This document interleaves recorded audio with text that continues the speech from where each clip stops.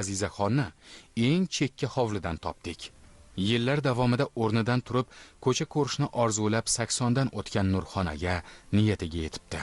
U kishiga nogironlik aravachasini yetkazib, davlatning saxiyligi-yu o'zining sababchi bo'lganligini faxrlanib aytib berayotgan Azizaxon bilan biroz suhbatlashdik.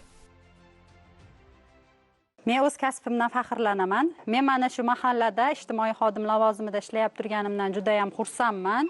Chunki ertalabda mana shu yordamga muhtoj aholiga borib, nimadir qo'limdan yordam kelsa, bersam, aholimiz xursand bo'lsa, bundan men ham juda ham minnatdor bo'laman, xursand bo'laman ish faoliyatimdan.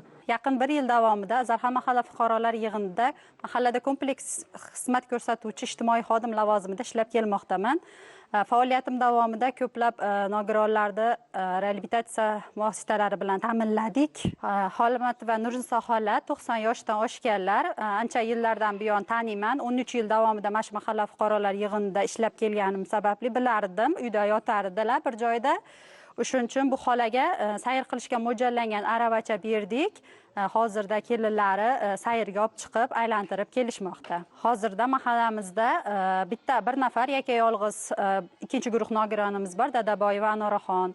6 nafar ota-onasi 3 oydan ortiq Rossiyaga chiqib ketgan farzandlarim, bolalar bor. Ular bilan muntazam ravishda faoliyat olib bormoqdaman. Yana mahallamizda tazyiq va zo'ravonlikka uchragan xotin-qizlarimiz bor. Ularni har oyda oilaviy sharoitlarini, yashash xonadonlarini borib monitoring qilib bormoqdamiz.